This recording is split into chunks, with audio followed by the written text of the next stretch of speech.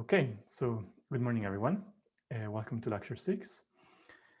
So last time we started a new unit of the course on graph algorithms. We started talking about a basic algorithm called depth-first search that sort of explores the entire graph, collecting information about when, it maintains a global clock, and it collects information about when a vertex is first found, let's say, and then when it is sort of left behind, when you have explored everything reachable from it. Okay, so these were the pre and post values that we saw last time. This is going to give rise to sort of a variety of edges that are induced by the pre and post values that teach us about a various structure of the graph. We also saw how to find connecting components of an undirected graph. Okay, so an undirected graph will partition into disjoint connected components. And then we also saw how to determine whether a graph is acyclic. In fact, we'll actually review this today just to start off. And the plan for today will be to kind of continue in this direction. Now that we have we even can detect when a graph is acyclic, we can topologically sort directed acyclic graphs. So we'll see an algorithm for that will use this information that we collected of pre and post numbers. And then we'll study connectivity for the directed case, in which case the notion that we want to study is strongly connected. We'll define that later. Then we'll start talking about a sort of very simple special case of shortest paths, which is solvable by an algorithm that is known as breadth-first search, also known as BFS. Okay, so that's the some reminders about last time, and that's the plan for today. And in fact, we'll start right now with a brief review, just because it's important that you remember what directed acyclic graphs are, because we're going to be using them. So as a reminder, a directed acyclic graph, often abbreviated DAG, D-A-G, is a graph without cycles. That's what acyclic means. Okay, and there are very useful modeling tools. And last time we saw how to characterize this acyclicity property in terms of the absence of back edges when you run DFS. And remember that DFS had some kind of finicky things in terms of which edges you explore in which order. So some edges may become either cross edges or tree edges or forward edges, but that doesn't happen in terms of there is going to be a back edge somewhere if you have a cycle. Maybe it's not, depending on the order in which you explore edges, it will be different, but there's going to be one. So this is what this lemma tells you. And the proof was rather simple in the sense that if you do have a back edge, well, that's really a cycle, because what is a back edge? It means that you're somewhere down in the tree and you have an edge that kind of points to an ancestor. So boom, you have a cycle. And the reverse direction, maybe that was the less obvious one, was that if you do have a cycle, then somewhere in the tree, in the DFS tree, you're going to find a back edge. And the proof was basically saying, look, just fix your cycle and say without loss of generality that you encounter V1 first. So there it is. And as you're exploring DFS, at some point, you're going to go and meet the one that comes before V1 in the cycle, that's VT. At that moment, you will have a back edge because you have already explored V1. You're trying to explore VT. In exploring VT, one of the outgoing edges you will entertain will be the one that goes back to V1, okay? And that is going to be a back edge because V1 is already on the stack, okay? And it hasn't been popped. All right, so that tells us that acyclicity is characterized by the absence of back edges. And then we saw that, basically this lemma directly gives an algorithm that we're just going to review now to determine whether a graph is a directed acyclic graph or not, okay?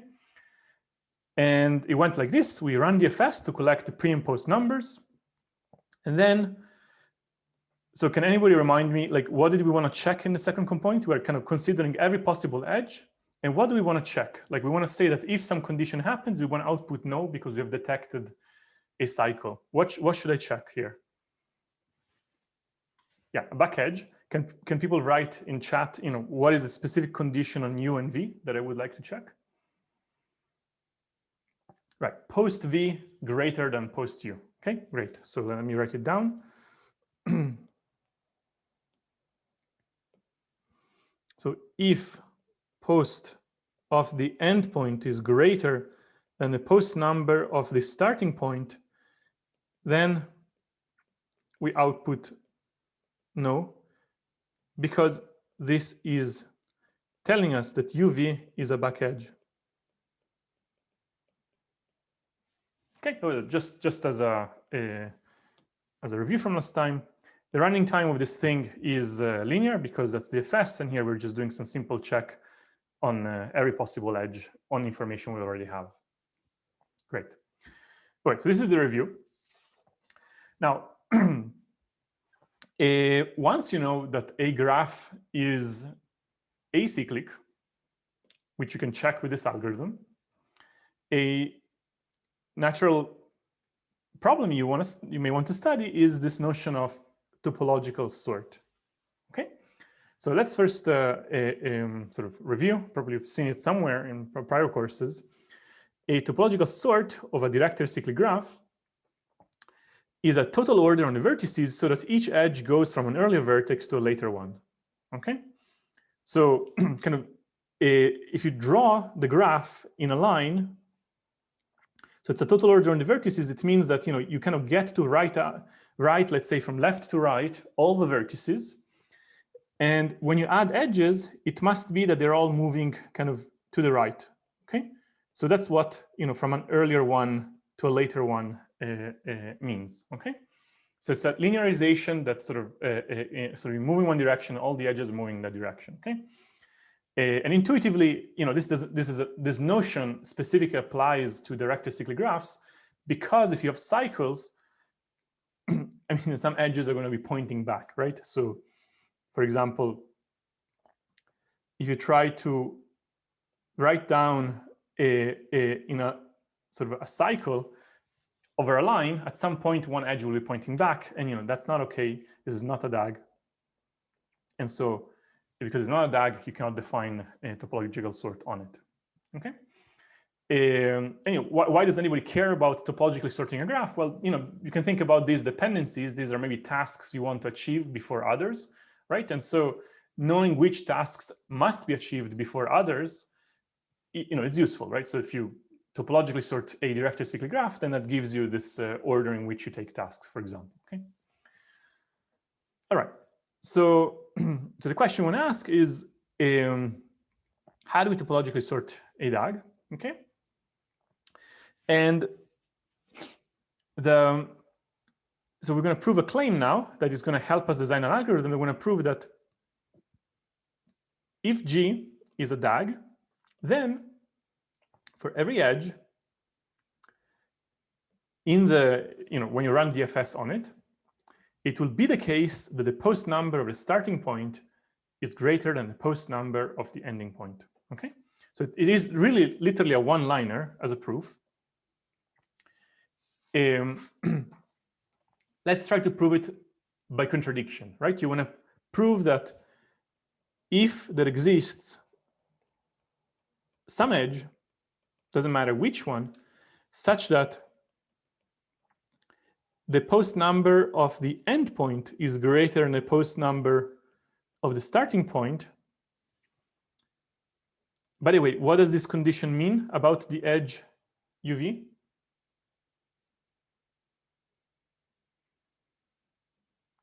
So it means that UV is what type of edge? It's a back edge. Great. So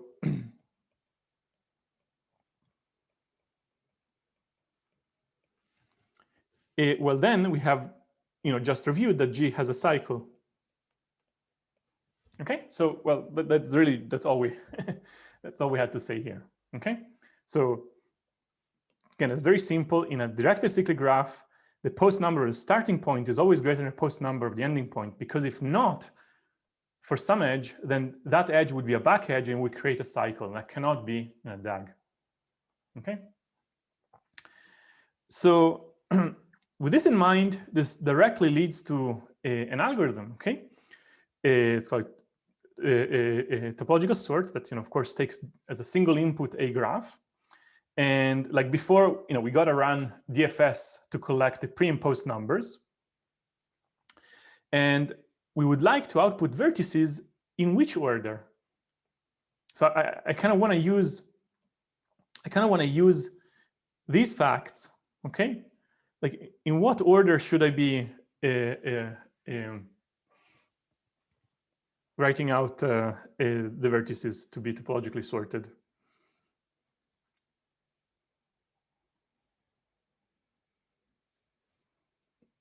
But there are two, there are kind of like 4 possibilities, either increasing or decreasing, right? And then of what? Of either pre-numbers or post-numbers, right? There's only 4, right? So even if you guess at random is 25%, right? So let's leave for a moment aside the pre-numbers, because all our statements right now were about post-numbers specifically. So maybe we should focus on the post-numbers. I'll come back to pre-numbers in a moment. What order should I use for the post-numbers?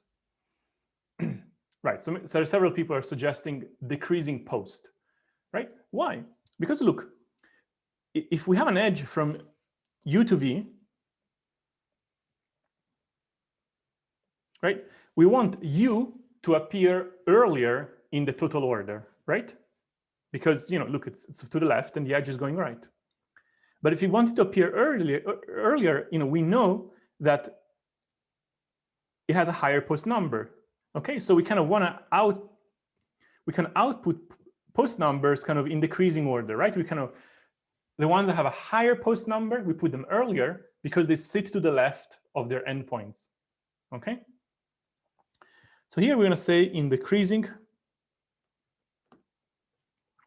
post order. Okay,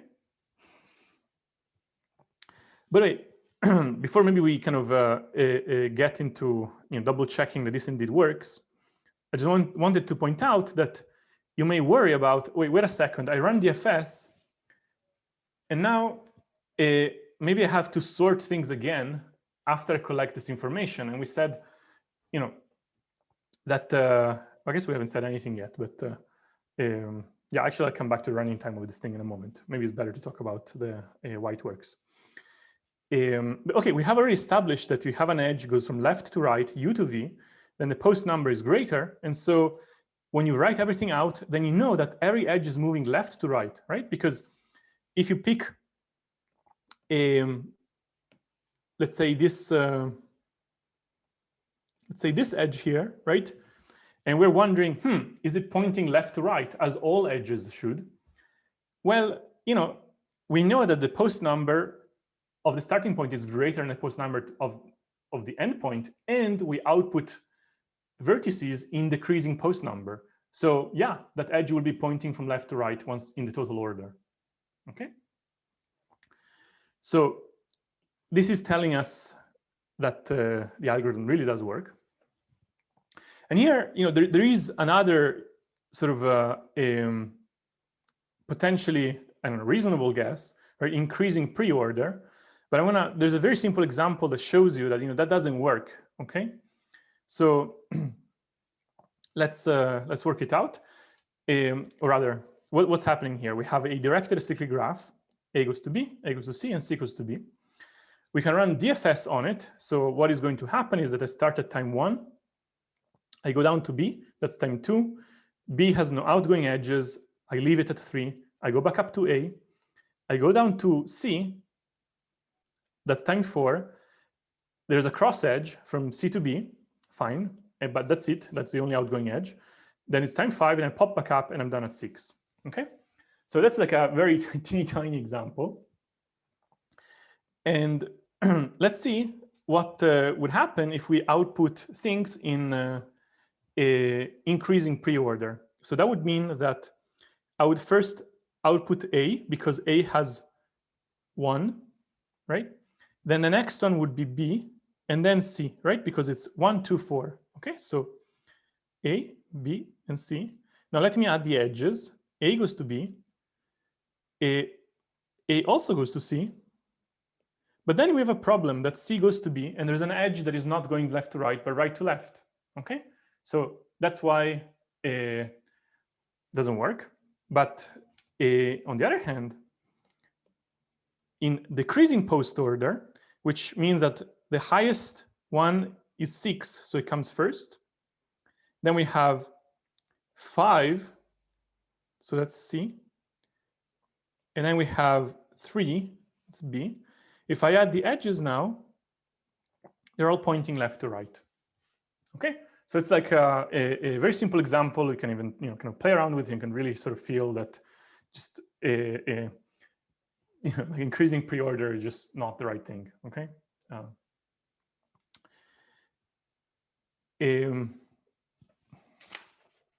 want to make a small remark on the running time, and then I'll take some questions. So kind of naively, one could think, okay, fine. So we have the topological sort, we've established it's correct. We can run DFS. Then we just take all the post numbers and we run a sorting algorithm, okay?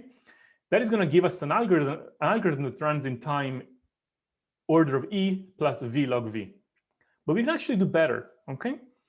And the reason is that, remember that whenever I have that I'm popping something from the stack, okay, it will have a post number that is smaller than something below, right? That is still on the stack, okay? And things that haven't been on the stack yet, well, never mind them. They have a post number that will be even higher later. So it means that as I'm running DFS, I can just push out sort of all the things that I'm popping from the stack in that order, okay? So when I'm done exploring something, I take that element and I push it out.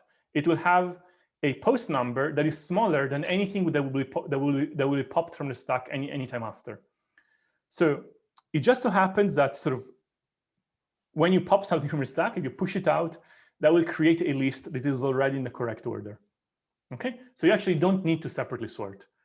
Okay, it's not like it would be a bad algorithm to sort separately. It's still pretty decent that we can topologically sort, in order V plus V log V. Maybe it wouldn't have been clear a priori that you can do that, but we can actually do better than that. We can do in order V plus order V, because like the order in which I pop things from the stack is compatible with sort of decreasing post numbers. Okay. Okay, so this was a pretty packed slide. So let's see if there's major questions here.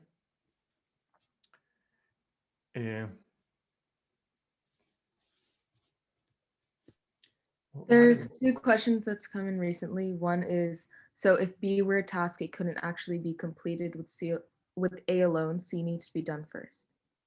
And then why does decreasing post order guarantee the claim if DFS is based on stack? So sorry, you understand the first question? So it's about this example, presumably, right? Yes. And I didn't understand the question. What was the question? Could you please repeat it?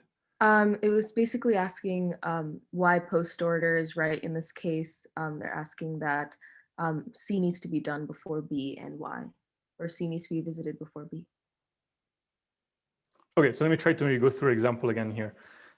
So hopefully we can agree on the values of the pre and post numbers in this example, right? We started here, then we went here, and then we went back up here. We haven't finished yet, then we come back down here. We probably also agree that, so this is what you would get by sorting things in increasing pre-order, because it's 1, 2, 4. So it's A, B, and C. And that's what we have here. Also, this is not a topological sort because there's an edge going right to left rather than all edges going left to right. So it just doesn't work. So in order to falsify the conjecture that increasing pre-order works, well, here's an example. Now, we can also output things in decreasing post order. So it means first A, which is 6, 5, and 3. So that's ACB. In this case, the edges are all pointing in the correct direction. And this is just telling us that this particular example works. How do we know in general it works? Well, because we know up here, right? That kind of what we proved before.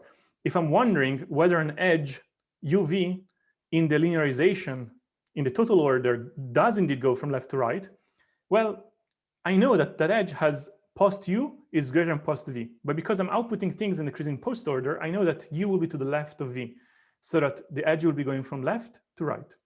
So that's the correctness. Okay.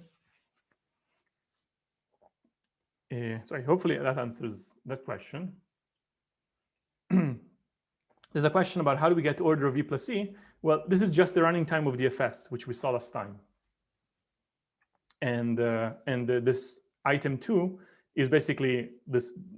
We're just pointing out that this is something you can do on the fly when you're doing DFS.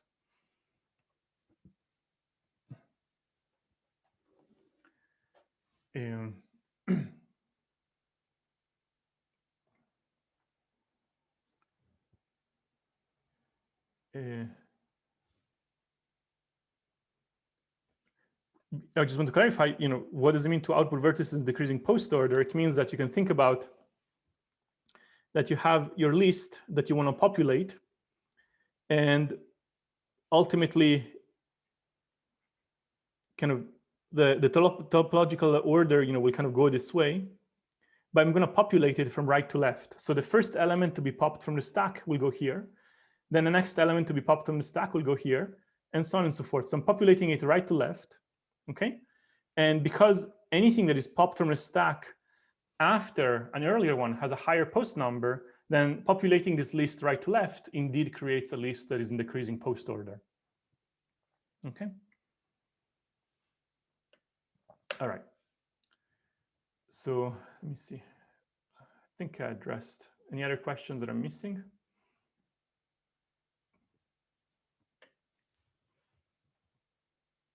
Okay, so let's move on.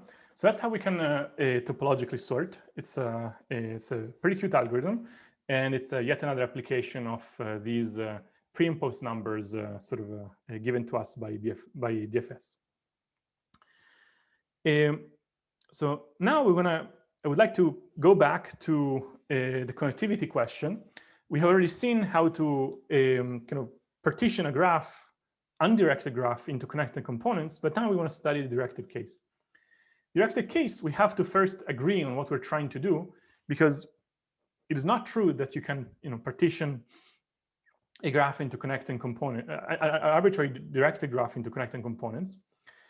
But what we can do is we can consider this notion of strongly connectedness. And so in a directed graph, we're going to say that two vertices u and v are strongly connected if there is a path from u to v, and maybe possibly a different path from v to u, right? In a directed graph, you're not guaranteed that if you can reach u to v in one direction, you can just retrace your path back. Why? Because they're directed edges, and there may not be a way to come back along the same path. Also, there may be no path to come back, in which case u and v are not strongly connected. Okay, if you can just go to from u to v, but not from v to u, then we're just not. I mean, there is a path from u to v, but they're not strongly connected. Strongly connected means you can go both directions, possibly on different paths.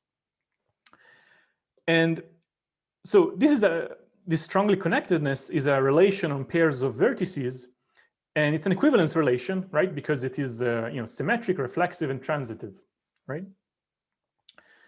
And so it must, because it's an equivalence relation, it must partition G into strongly connected components. Okay, and so we can kind of do an example now. And in fact, these strongly connected components, they form once you kind of shrink a component into like a meta vertex in a directed cyclic graph. Okay, so in fact, every graph is a DAG of strongly connected components. So we're going to see it with this example. All right, so let's do it. So what's the strongly connected component associated to A? Well, it's just A, because yeah, I can go to places from A, but I cannot come back to A in any other way. So A just stays by itself. So there it is. Then we have B and E. I can go both directions, and that's it. Like if I start moving anywhere else, I can't come back. So that means that B and E are forming like a strongly connected component on their own. Similarly, C and F, again, they can travel between them, but anytime I leave F or that's it, I cannot come back. Okay, so I also have CNF, they're a strongly connected component.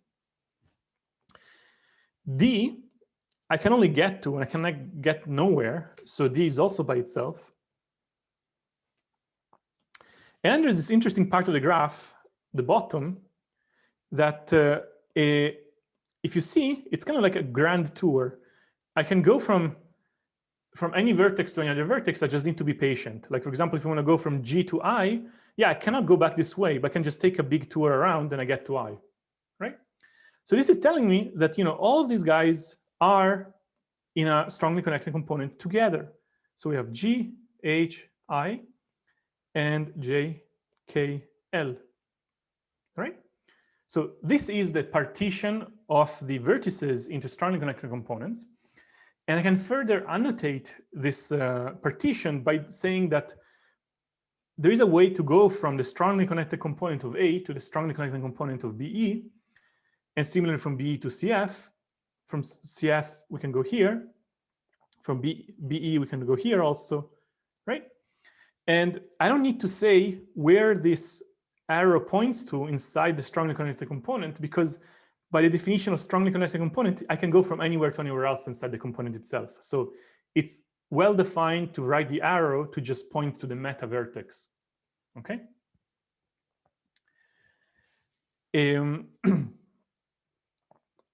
Right. Okay, so we have seen how a directed graph can be partitioned into strongly connected components, and I can then construct a DAG out of these things. By the way, why is it a DAG? Because if I had a cycle on two that involves two strongly connected components, then I can collapse them into one strongly connected component. So it must be that I'm left with a DAG. Okay. Also notice there's some questions about cycles. If U and V are strongly connected, then they are part of a cycle. They are the path of there is a cycle that that's the path that goes from U to V, and the path that goes from V to U. And when you join them together, that is a cycle. Okay.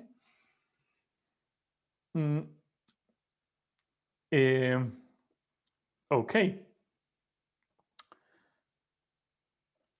That's just an example, just to build some intuition. Now, the question we would like to ask is, how on earth are we going to find this strongly connected components if you give me the graph as input? Okay, so that's kind of what we want to do. Now, let's start with a simple idea, which is basically what we did for normally connected components in undirected graphs. We said, look, GV visits all and only vertices. Last time we said, in the connected component of V, so that was in the undirected case, and we may conjecture that maybe it will only visit things in a strongly connected component of V. But actually, this is not true. Why is that? Well, let's see. Even in this example, if I run explore from A, I will touch all kinds of things, and it will tell me nothing about the fact that A is by itself. Okay? Now, before, when we always had a way back, it made sense to explore everything reachable from A, because everything reachable from A also is reachable. You can retrace your way back from to A. So it means that you have this like two-directional path. But just exploring from A in a directed path doesn't mean I can come back, right? So it won't tell me about whether when I encounter B, it is strongly connected to me. So it's not the case anymore. I can just run explore, and I can expect to visit all and only vertices in a strongly connected component of V. I'm just going to find things that are reachable from V. But that's not the question I'm asking. Okay, like we're interested about strongly connectedness, not just reachability. Okay. So there's actually a rather cute and sort of, I would say, clever algorithm that gets around this issue. And we're gonna basically still use explore, but we're gonna start from a different point of the graph. Like for example, let's say we did explore, like somehow we ended up in this component here and we ran explore here. What would happen is that, yeah, we would explore everything inside here, but because this is a sink of the meta graph, I won't escape this. I won't escape this strongly connected component. Like there's no way to escape from here because it's a sink. Okay. So if somehow we could figure out how to run explore in a sink of the meta graph, then we would have figured out at least one strongly connected component. And okay, fine. So what then after that? Well, I could then cross this out and repeat my procedure. I find the next sink, for example, maybe this one, I explore it, and then I cross it out, okay? I find this one, no, not that, sorry, not that one. Find this one, I explore it, and I cross it out. Then I find this one, I explore it, and I cross it out, okay? So basically, running explore is safe if I'm making my way up from sinks, okay? Because explore, we explore everything inside a strongly connected component, but it cannot escape because there's no way to exit a sink, okay? So, okay, but it's not yet an algorithm. It's just telling us like some intuition about how you may go about using explore, all right? So let's at least write this idea. The idea is to find any vertex in the sink strongly connected component, explore from there, and remove. You then repeat. Okay, so this is just an informal, sort of approach. Okay. Now the main sticking point of this approach is like how on earth do we keep finding sink STCs? Now removing vertices, I can do them. When I explore them, I can just kick them out of the graph. That's fine. I just need to be able to find my sink strongly connected component. So that's really the question. How are we going to find the sink strongly connected component? Well, we're not going to. We're going to instead, for a moment, find something different, and we'll see it's the same question. Okay? It turns out that finding the source strongly connected component is easy. Okay? It is the node, or rather finding a vertex in the source SCC, it is the node with the highest post number. Let's see, why is that? Let's say that I have two strongly connected components, SCC1 and SCC2, and there's some edge going between them. Now, because there's an edge going between them, when I'm running DFS, the maximum post number of any vertex in here is going to be higher than the maximum post number of any vertex in here. Why? Because look, if I'm exploring from here, explore, at some point I'm going to travel down here and explore everything here, right? Because it's strongly connected. But the thing that I started exploring from is still in the stack, okay? So the post numbers of everything that I'm exploring here will be smaller than the post number of this one because that vertex will be removed last, okay? So therefore, I can somehow linearize the SCCs by descending max post numbers, okay? And if I'm looking for a vertex in the sink SCC of the graph, I might as well look for a vertex in the source SCC of the graph with the edges reversed, right? Because if I take a graph and I reverse all the edges, sources are going to become sinks and vice versa, right? So this entire sort of idea sort of brings to the following algorithm. I'll kind of talk about the algorithm first, and I'll come back to make sure that people understand, because all of this is kind of intuition. And if there are some questions about what exactly does something mean, then it may be answered by the algorithm itself. So the algorithm works as follows. You give me the graph. The first thing that I do is I revert all, I reverse all the edges, okay? So if UV was in E, now I flip it and I have VE. One way to think about it is that if you have the adjacency matrix, then you flip it about the diagonal, okay? That is reversing the edges. So that's a very simple operation. Then I'm gonna run DFS on the reverse of the graph to get post numbers.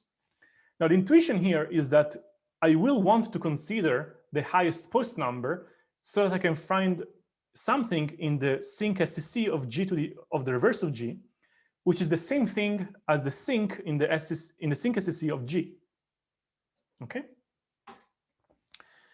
So once I have the post numbers, I'm going to consider each vertex in the graph in reverse post order. Okay, which again will come naturally from the stack. This is the same thing as basically topological sort, right? And I'm going to start exploring from V.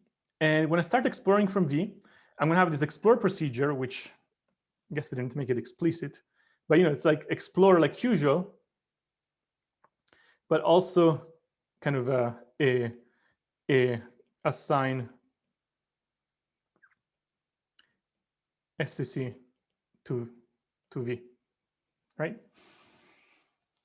I'm going to explore everything inside here, okay? And because I am traversing in reverse post order of G to the R, I will start from basically a sinc SCC, which is the same thing as the source of G, okay? Now notice that I am not exploring G to the R, I'm exploring on G, right? Because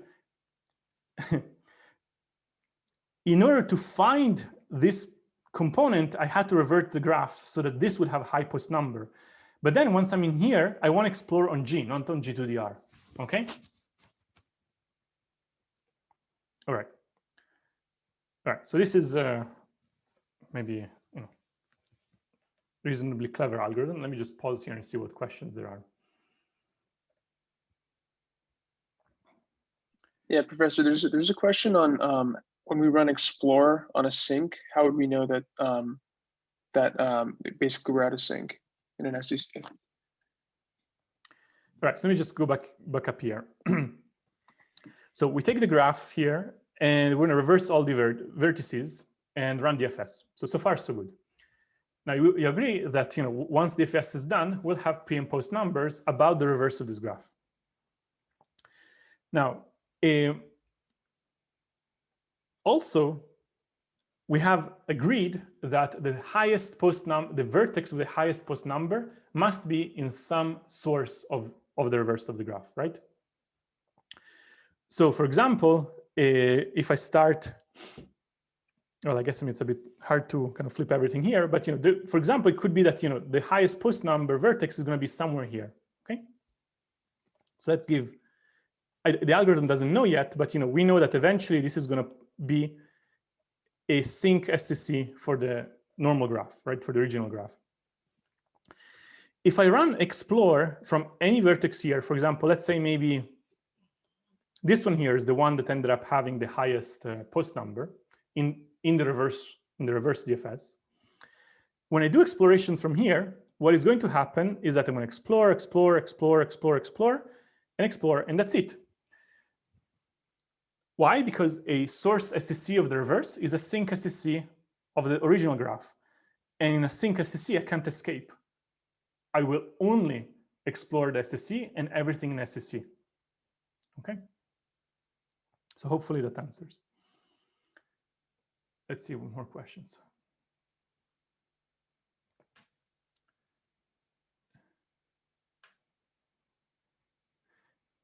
All right, let me explain again why reversing the graph. We're trying to understand the behavior of explore as it pertains to SCCs. Probably it is clear that if I happen to be able to run SCC, oopsie. while from any vertex inside a sink SCC, then I can't escape. Why? Because it's a sink SCC. There's no way to get out of it. Also, I will explore everything inside the SCC because it's an SCC. Okay? So my goal in life now is to explore any SCC of the graph, eliminate it, and then find again some other SCC of the residual graph, explore that one, that sink SCC, and continue this way. Why not explore source SCCs? Because if I start from places like this one, for instance, I will find my way out everywhere else, but I will not learn anything about A. I'm just escaping from the SCC. Okay? And the explore procedure won't notice it escaped. The only sticking point is like, how on earth do I keep finding, the sink SCCs, the starting sink SCC, or any vertex in the async SCC, and then once I delete it, any vertex in the other SCC. The observation here is that if I reverse the graph, okay, and I collect post numbers and I order numbers or order the vertices in decreasing post order, I will be moving from source SCC to another source SCC to another source SCC, okay? So that is why we are sort of ordering the vertices using information about the reverse of the graph, but then of course we're exploring the graph itself, okay? All right.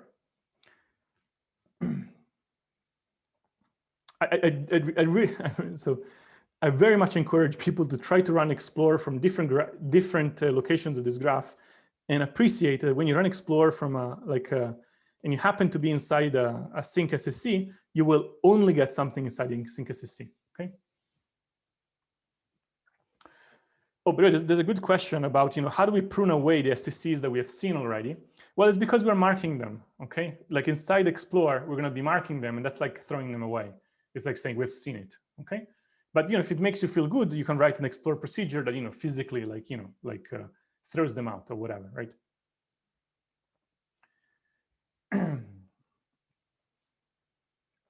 There's a question about why can't you explore from the original source SCC? Because if we start from A, then I lose myself. Like, I will not realize that A is by itself, okay? I need to explore from places that I cannot escape from.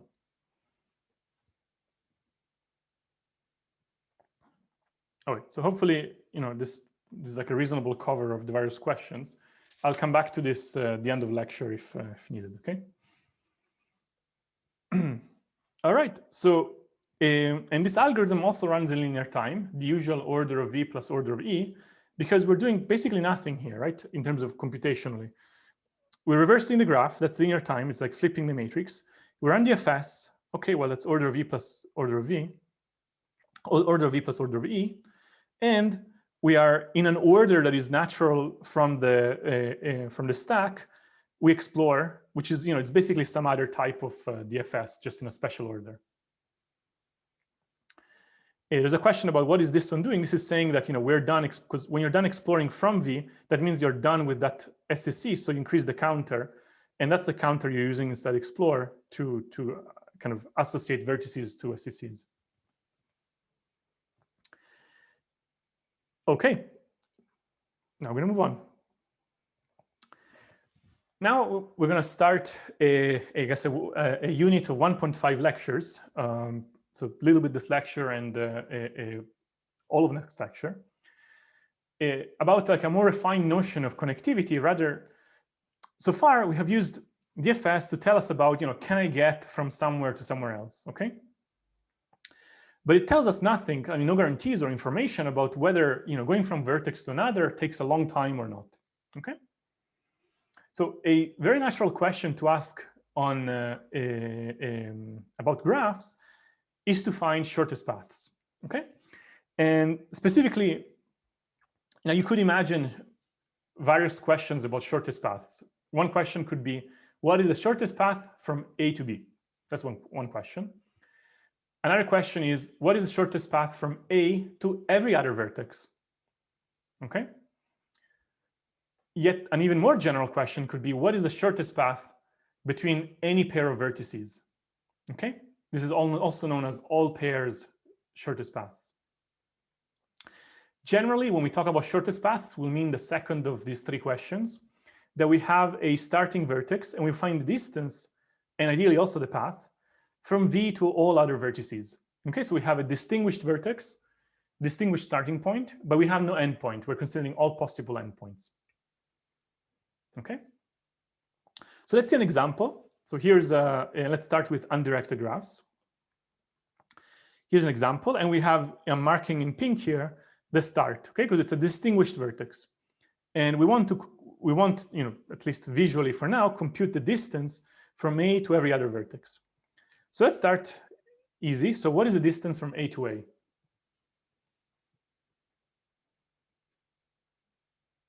Zero, right? All right. So what is the distance from A to B? Right, so something greater than zero, right? And for now, we're going to say that all edges are sort of unit length. We'll see later on, and that will be the main subject of the next lecture, what happens if they don't have unit length. But right now, I'm writing nothing because it is assumed to be 1. So we put 1 there. Distance from A to C, it's 2, right?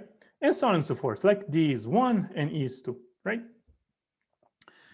So look, pretty simple, kind of at least kind of when you have an example to see what's going on.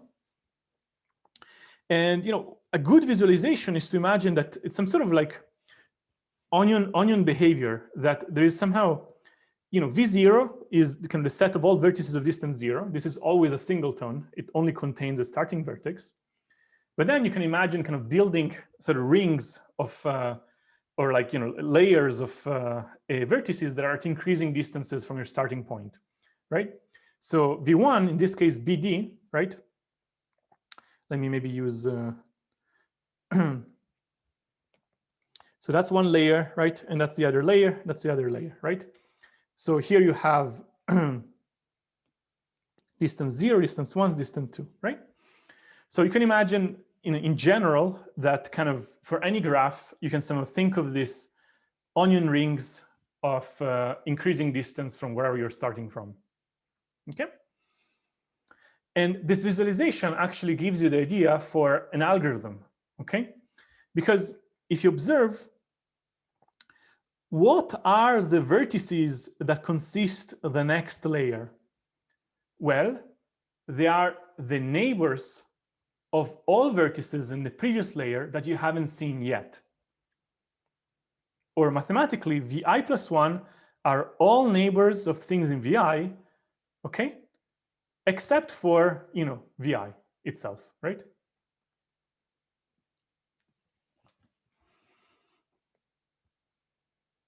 Hi, Professor. Is that a set subtraction symbol? Or? Excuse me? Can you maybe, I didn't understand the question. Can you either type or repeat, please?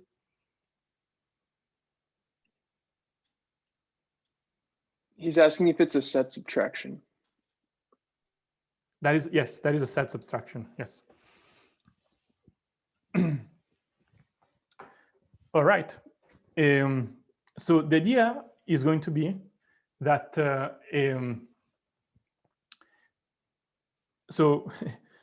so we can write an algorithm that finds V0, then V1, then V2, and so on and so forth. Okay, so we're kind of expanding this onion ring, okay? Actually, maybe I want to write this a little bit different because I think that's confusing. In Vi, that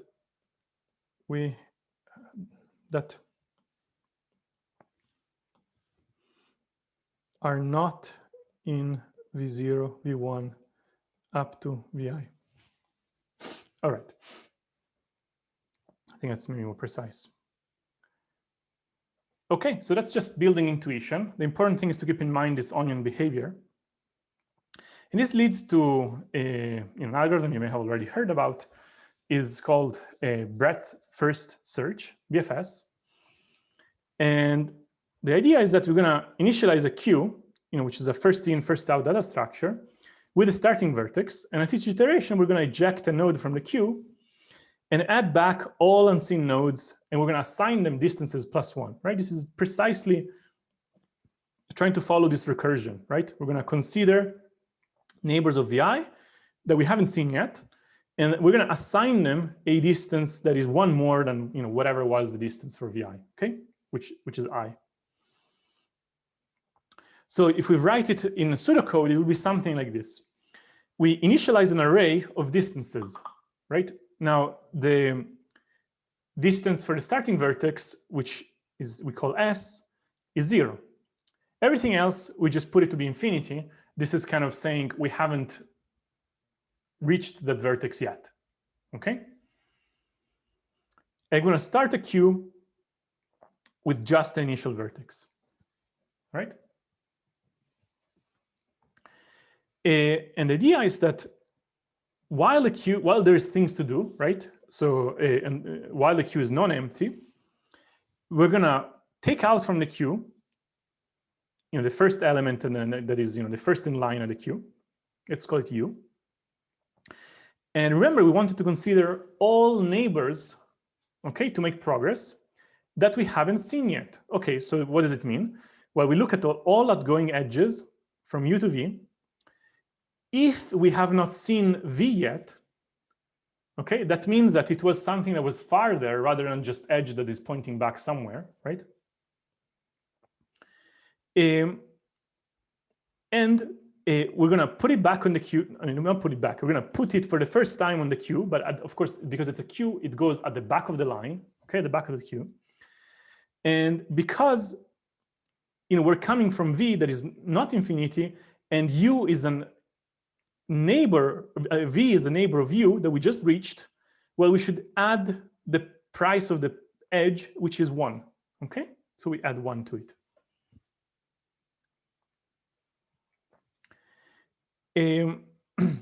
So let's try to run through an example. So hopefully that will kind of clarify the behavior of the algorithm.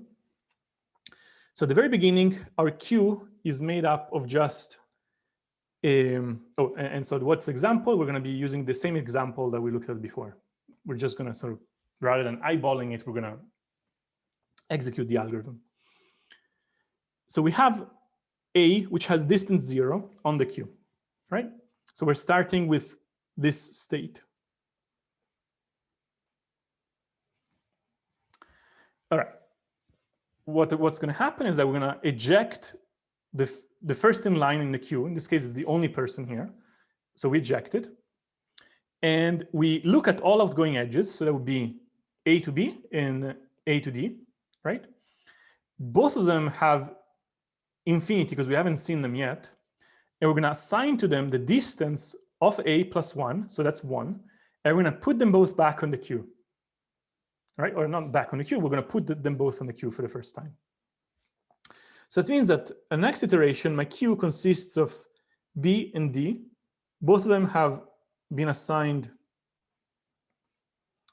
distance 1, right? Or let me just make it consistent with my notes. I'm going to use D and B, okay? Okay, so that is one iteration. Next, we're gonna continue, right? So this is the front. This is the front of the queue. We're gonna take out B. Now B has neighbors A, D, and C. Now both A and D have distance that is not infinity, so we're gonna do nothing with them, right? But C has distance that is infinity still, right? So we're gonna put C back in the queue and assign it distance that is 1 plus 1. So that's 2, right? So next we're going to have C, D, okay? And now we have 0, 1, 2, 1, infinity, right? Okay, so we continue with D, right? So we remove D from D is in the front of the queue, we take it out. D has neighbors which are A, B, and C, and E. A, B, and C already have the distance that is less than infinity, so we're going to do nothing with them. But E has distance that is still infinity. So we're going to add it back on the queue and then give it value that is distance of D, 1 plus 1, which is 2, right? So we get E. And now we have 0, 1, 2, 1, 2. Now we have already collected all the information, but the algorithm doesn't know that yet, right? So it will continue running, right? So we're going to pop out C, but nothing's going to happen because all the neighbors of C have distance less than infinity. So nothing here changes, just the queue starts emptying up. And then I'm going to sort of remove E, and it will become empty. And then the algorithm knows, OK, I'm done. OK. We had to go all the way to the empty because for all the algorithm knew, maybe E had some neighbors he hadn't seen yet, right? And the information we collected is the one that we had eyeballed before.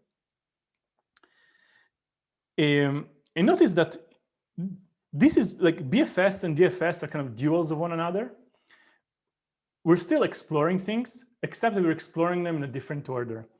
In DFS, we're using a stack, first in, last out, where you kind of put something on the stack and it kind of stays there until everything on top of it has been removed. But in BFS, we're exploring via queue, okay? That you kind of put in something and it is the first one to exit the queue in the front of the line, okay?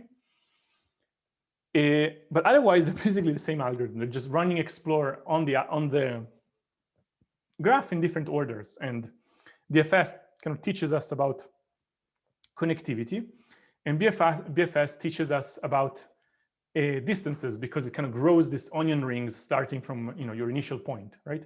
Whereas DFS kind of just goes straight down, right?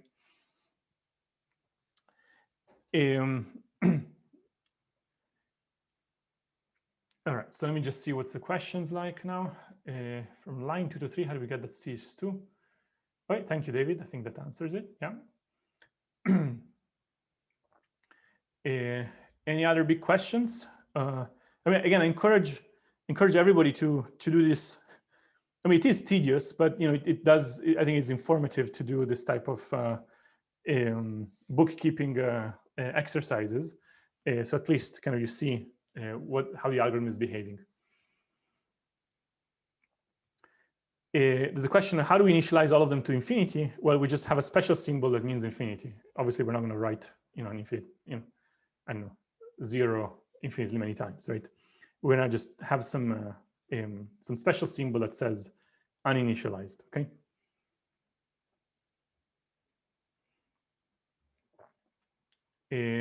How do we know how many edges there are initially? Not sure what the question means. So here in the initialization, it's not about edges, it's about vertices. We initialize all vertices to be infinity, but for the starting one. And then, just like in DFS, whenever we consider an edge, I mean, whenever we're kind of exploring from a particular vertex, we look at all the outgoing edges and we kind of do some logic on each one of them.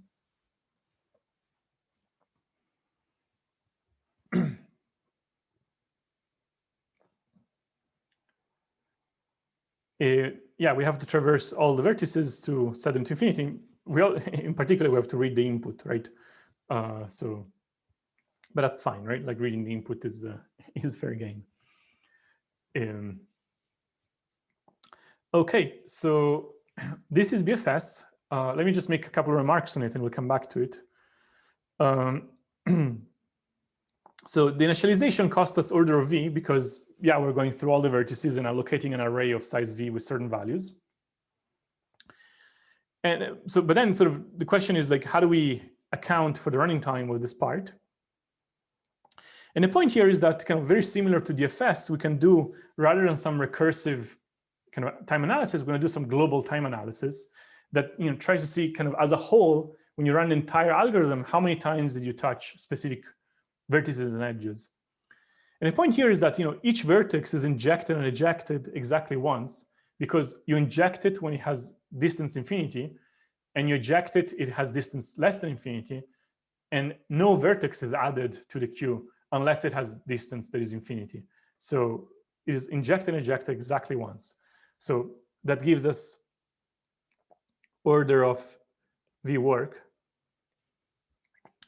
And each directed edge is examined exactly once. This is precisely what happens in DFS, right? Because we are considering U, right? That why is it on the Q?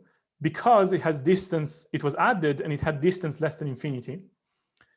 At that moment, we consider U to V, but this is the first and last time we'll consider U to V, because U is not on the Q anymore, and it will never go back to it, because the only way U can go on the Q is that it has distance infinity. But in order to make it on the Q, it had to have been set distance less than infinity.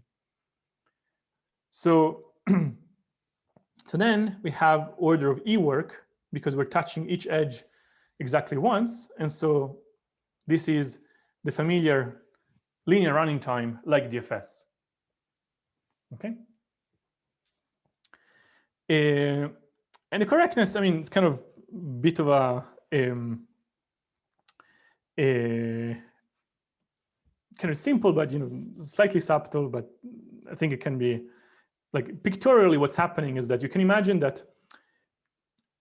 Imagine you already know what the V0, V1, V2 are, and just write them all out in some order. I mean, all V0, of course, is a singleton. Then write all the V1, everything in V1 in some order, doesn't matter what. V2 in some order, and so on and so forth. The Q, you can think about it as some sort of sliding window that is moving from V0 to V1. And at any moment in time, you will never be in a situation where you have 3 different distances. You can only have 2 different distances, okay? Because you must be done exploring these guys before you go to that one. Rather, you must be done exploring these before you reach these. And you can kind of see it here, right? That you start with 0. Then once you're done with 0, you have 1, 1, everything in V1. Then you have a little bit of V1, a little bit of V2, then everything in V2, and then a little bit of V2. It's like this sliding window that is moving from just V0, then a little bit of V1, then a little bit of V1 and V2, then everything V2, right? And basically, one way to think about it is that for D going from 1, 2, and 3, there's like at some point when the Q contains exactly VD. And at that discrete point,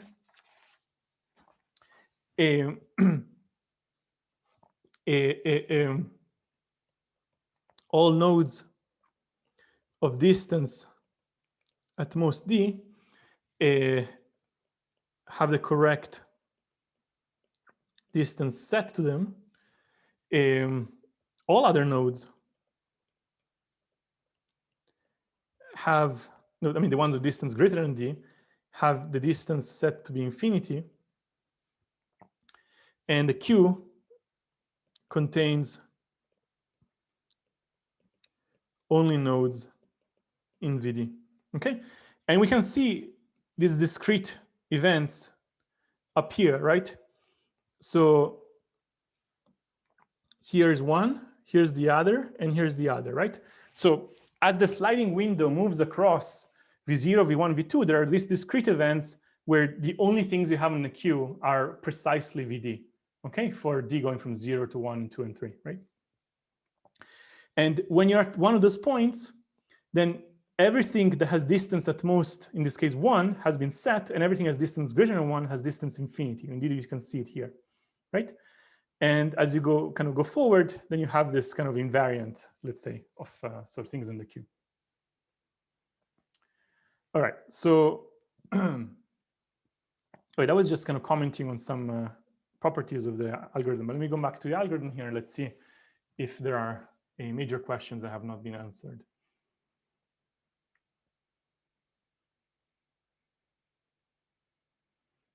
Okay,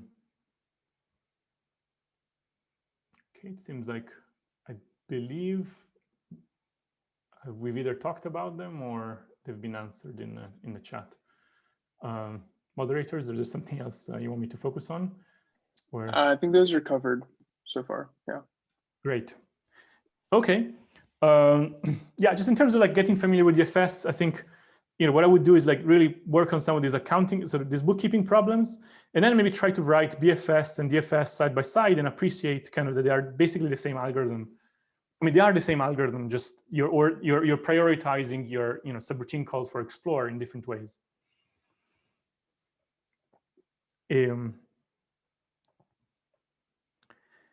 All right. there's a question about what does this mean? It means that all nodes that have distance at the most d from the starting vertex have the correct value of dist in the array set. So for example, if something has distance 3, then dist of that something equals 3. All right, so, but BFS was specifically living in a world where all edges have the same length, right? Now, in general, you may have some of like more richness in the problem you're trying to model, and you want to kind of label each edge with a length. Okay, so now the specification of the problem is not just a graph, but it's a graph and an edge labeling. Okay, let's call it L for length, and for every edge, it gives us some number. Okay. And of course, these lengths don't have to be physical. They could just be abstract quantities. You're just giving some name to the some value to the edge length. And so we should ask, okay, well, this is a more general problem whose one special case is like the edges all have length, unit length. And so how do we solve algorithmically this more general problem? So a couple of points. So one idea would be, well, you should always try to recycle things. So let's try to recycle. One idea to just say, you know what, I'll just run BFS anyways. Yeah, this doesn't really make much sense, right? Because BFS doesn't, the algorithm doesn't know about these labels, so it will just ignore them. So yeah, I mean, as much as we try to recycle, we have to try to recycle in a smart way. Just running BFS, ignoring the labels, it's just not going to provide a good answer. For example, the C was at a distance, it would think that this path is the shortest path on unit lengths, but on these distances, this is the shortest path, right? Or sorry, actually it's this one, right? So yeah, so it's not, we should this does not make much sense, right? If the algorithm is just not aware of the labels, then but, we could try to do, so, okay, that was like maybe a pretty awkward recycling of BFS. What about if we do some transformation, some pre-processing on the graph? And we're going to add dummy nodes. So for example, if we have an edge that costs 5, we're going to put a bunch of intermediate nodes, in this case 4, so that we have 5 unit length edges. Okay, so kind of we take the value and we kind of represent it directly in the graph. We're kind of encoding the length of the edge by introducing dummy nodes. So this transforms the graph from G to B prime, and now you have a graph that has unit lengths, and also it remembers kind of the lengths that we had as labels. So we could run BFS, and indeed this is correct, okay? But the issue is going to be one of running time. So first and foremost, what is the running time in terms of G prime of running BFS on G prime? What is it?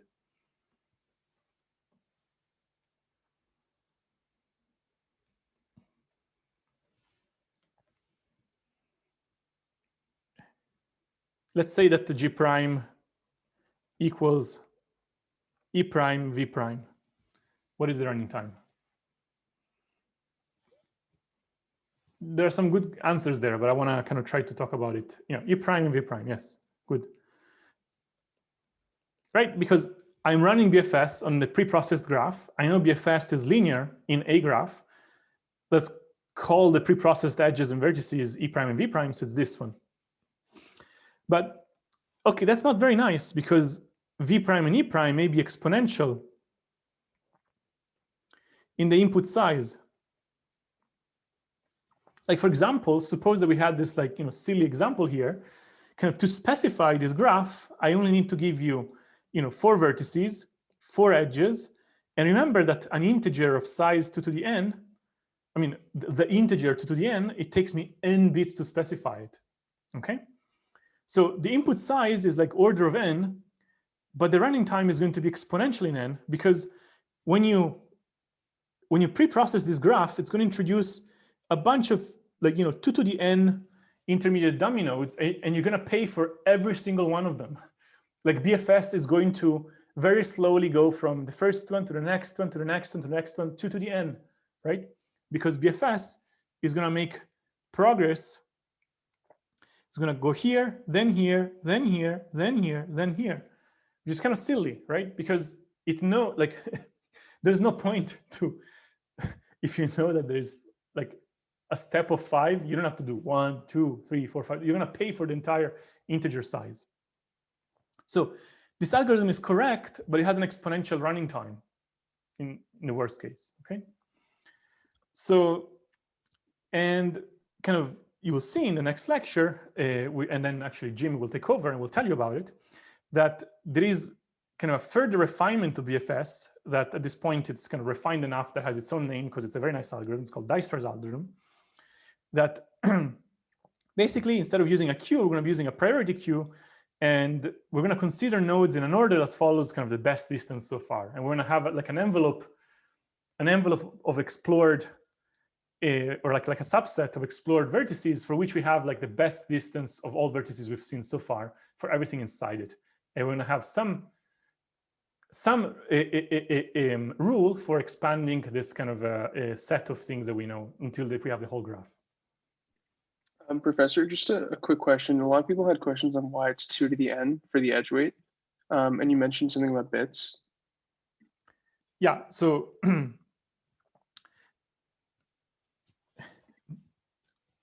should always think of the input size, right? So when you give me a graph and the labels, how are you going to give them to me? Well, I'm going to have, I don't know, the list of vertices. That's going to cost me this much. I'm going to have the list of edges. It's going to cost me this much. And in fact, maybe that's in the list representation, or maybe it's going to cost me like v squared in the JSON symmetric representation. Doesn't matter. The point being is that you also have to give me the labels, right? And the labels are going to be, you have to give me the integer L for every edge in the graph, right? And to specify an integer, I don't know, big L, I need log base 2L bits. So here I'm going to pay for the sum of log base 2 of the integer LUV. Okay, so that is sort of the number of bits, right? And generally, we want to run in time that is polynomial in the input size, right?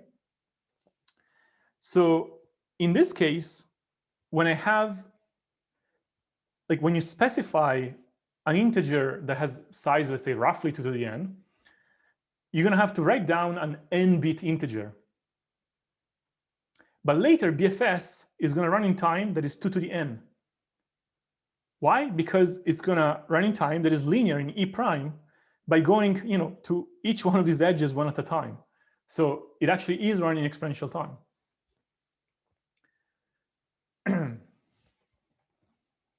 Okay. All right. So I think this is a good place for me to stop. The point is that, so next time, Jim will take over for the next, I think, few weeks, 3 weeks or so. And the subject will be to start Dijkstra's algorithm, which is the main goal of that algorithm is to solve shortest paths in polynomial time for the case of a general, in fact, it's not going to be completely general because there's an issue what happens with negative cycles and things like that, or positive weight, or positive versus negative edge lengths. But it's going to solve, you know, shortest paths, you know, sort of beyond the unit length case. Okay, it's going to stop the recording and stick around for questions.